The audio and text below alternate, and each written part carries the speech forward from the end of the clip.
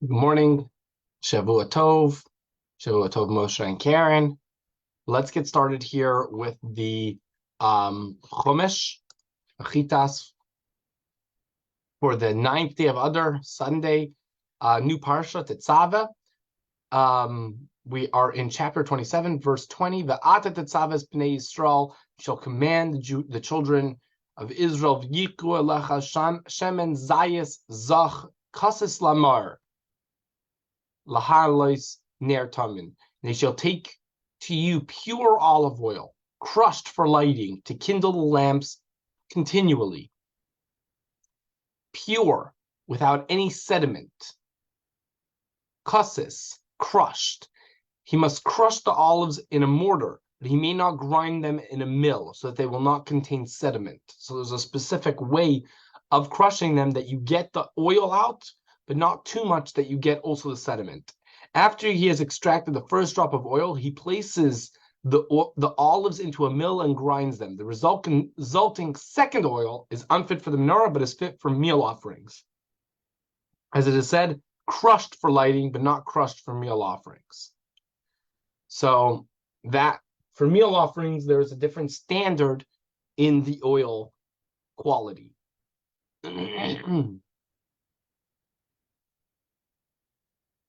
To kindle the lamps continually, the Kohen shall light it until the flame rises by itself.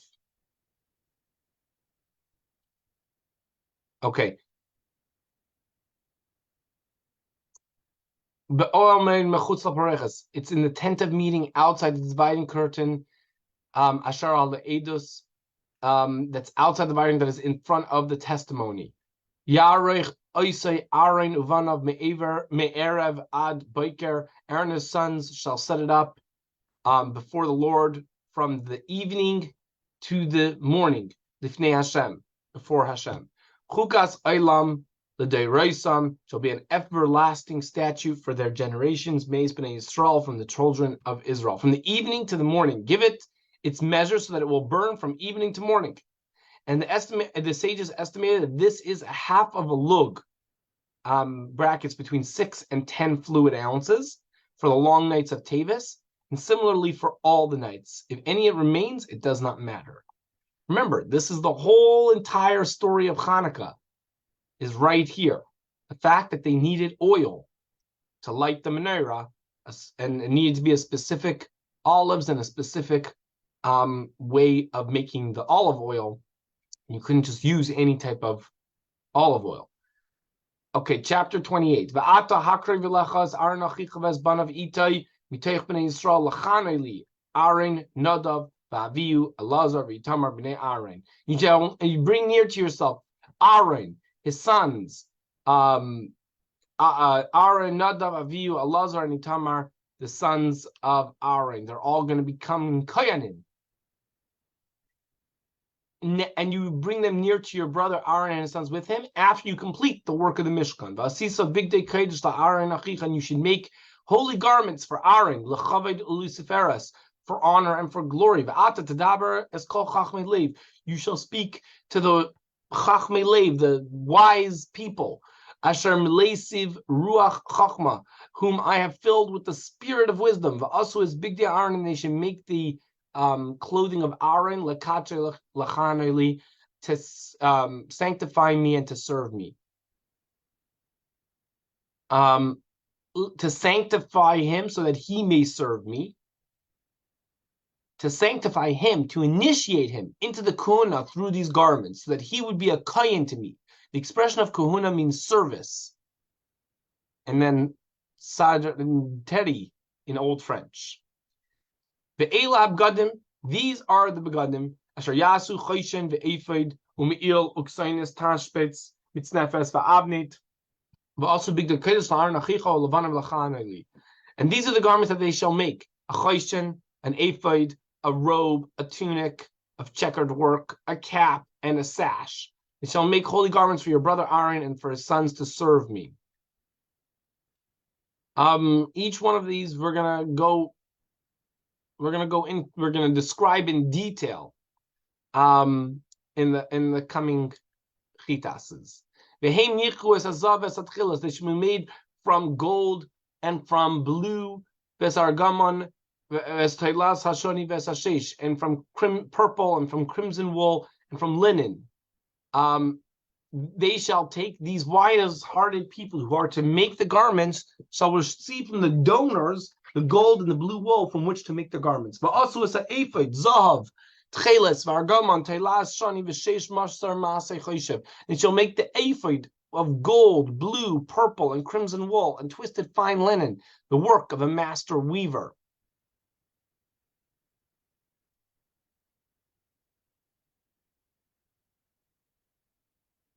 Okay, let's just read this Rashi. If I were to explain the making of the ephod and the choshen according to the order of the verses, their explanation would be fragmented, and the reader would err in combining them.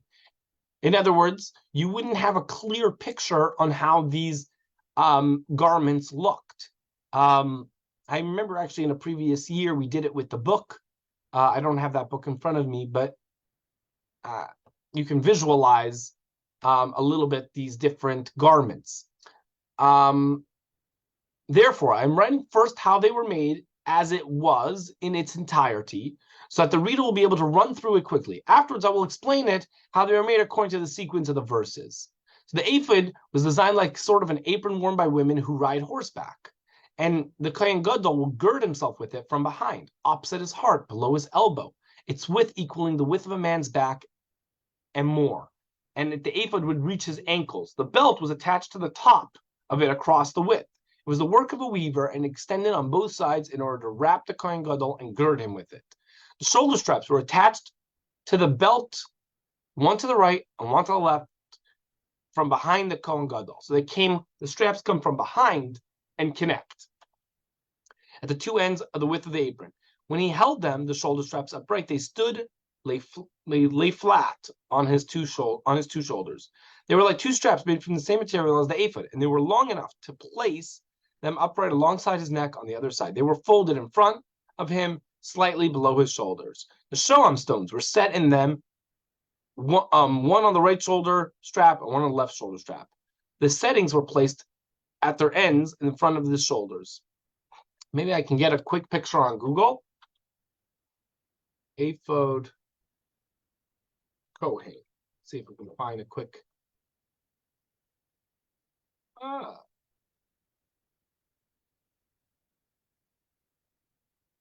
This is good. Not as good as the one that's in the. I got the picture. Well, 1 second. I'm getting you a picture. Give me 1 second. I got a picture. Oh, you have a picture? Oh, wait, I have to go off of. I don't know how you. Yeah. Can you guys see that? Okay. Oh, that's a picture. Is that so you can see these straps that Rashi's describing, and on the top of each of the straps, like right over here, was a stone, the shoam stone, and it connects to the choshen in the middle. Okay. Let's go to the next. Let's go over here. Steak seifos chivres. It shall have two connected shoulder straps at both its ends, and it shall be and it shall be connected, entirely connected. Okay, more description. And it's a decorative band, asher olav, which is above it. Shall be the same work emanating from it, gold, blue, purple, and crimson wool, and twisted fine linen. It's really, like they say, pictures are worth 1,000 words. It's really true over here. Now you can just see the picture of the kohen dressed, and you get all the details. You shall take two shoam stones, and engrave upon them the names of the sons of Israel. 6 of their names on one stone, and the names of the remaining 6 on the second stone according to their births. So these two stones, unlike the stones on the breastplate, which had one one shevet, one of the 12 tribes on each of the stones. Over here, it had 6 on one and 6 on the other, according to the order in which they were born. So Reuben, Shimon, Levi, Yehuda, Dan, Naphtali on one, and on the second, Gad, Asher, Yisachar, Zvulun, Yosef, and Binyamin, spelled full Binyamin, in case you were wondering. For so it was written in the place of his birth, totaling 25 letters on each stone. Wow. I don't think I've noticed that previously, that each of the stones had exactly the same amount of letters with very different names on it, but total 25 letters. I don't have the time right now to calculate it up, but I'm going to trust Rashi on this one. Okay. Maaseh Charash, Even, Pituche, Choisam, Tefachat, Eshtei Avanis al Shmois Bnei Yisrael, Misubas, Mishpsai Zav, Tasoisam. Similar to the work of the engraver of gems, similar to the engraving of a seal. You should engrave the 2 stones with the names of the sons of Eli. You should make them enclosed in gold settings. Let's see if you can even. Oh, it's too far back to see those. But yeah, these diamonds were enclosed in gold. You shall place these 2 stones upon the shoulder straps of the ephod. Avnei Zikaron L'Bnei Yisrael, a stone of remembrance of the children of Israel. V'nasa Aaron Eshmoisem L'Fnei Hashem, and Aaron shall carry the names before Hashem al shteikses of Zikaron on his shoulders as a remembrance, so that the Holy One, blessed be He, will see the tribes written before him, and he will remember their righteousness. So that describes the ephod and the shoulder straps on top of it. Okay, the Tanya for today. We're at the beginning of chapter 29, Likutei Amarim. Let's actually read this note. In chapter 26, the Alter Rebbe stated that both depression and dullness of heart produce a state of sluggishness. Yes, which prevents a person from overcoming the evil inclination of the animal soul. We can't be depressed and defeat the animal soul. It's just not going to work. If we are depressed and glum. He therefore outlined in chapters 26, 28 methods of overcoming depression arising from various causes. In this chapter, Alter Rebbe will discuss means of dealing with dullness of heart, timtum halev, after describing this state more clearly. Oid achas sarach losis eitzes benafshus habeinanim. Those whose souls are on the level of Beinani. Masik means to contend with another hard thing, sometimes the itim rabim, and sometimes even frequently, yesh lahem timtum alev shenasa ke'eved. They experience a timtum alev, a dullness of the heart, as though it has turned to stone. They can't open their heart b'shum oifen, in any way.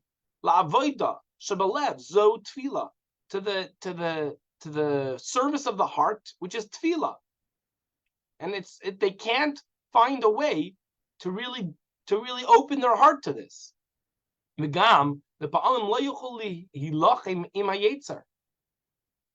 They also, this thing in the heart prevents them from waging war against the Yetzer Hara. L'kadesh atzmai b'mutar, to separate oneself, to sanctify oneself from things that are mutar, are permitted, because of the heaviness that is in their heart. Let's read this note. As the Alter Rebbe explained in chapter 26, it is the task of being to suppress the desires of his heart by not eating as soon as he has the urge to do so, etc.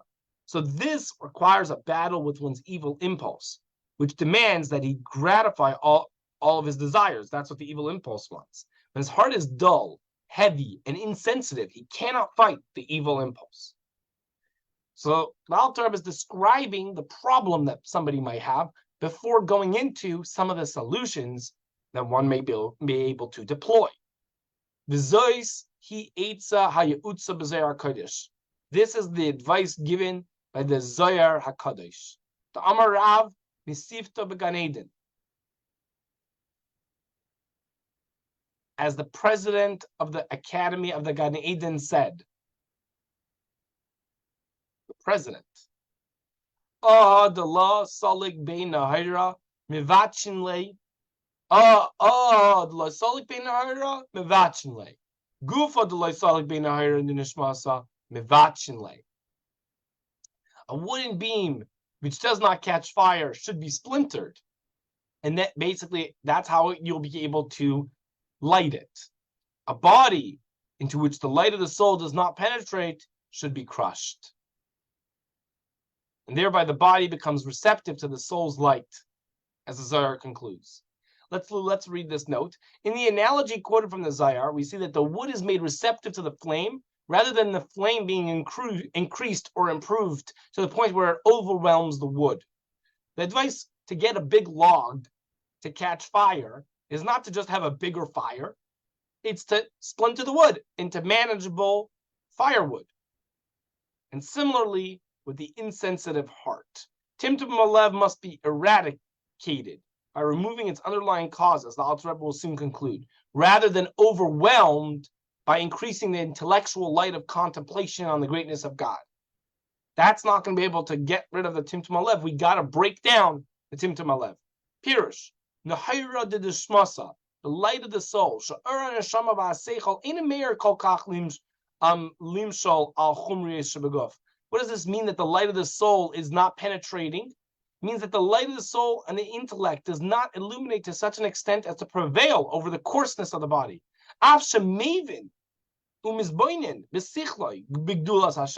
Even though when he understands and he meditates in his mind on the greatness of God,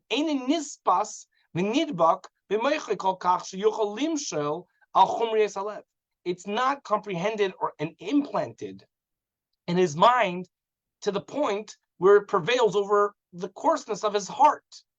Machmas chumriyosan v'gasusan, because of the degree of its coarseness and crassness. We haven't yet gotten to the solution of what to do, but we're laying the groundwork, explaining that it's not about just adding more and more light to trying. We have to do something about the problem itself. That was a short but poignant Tanya. The chapters for the Tehillim are 49 to 54. I wish you all a wonderful, magnificent, stupendous Sunday morning and rest of the Sunday.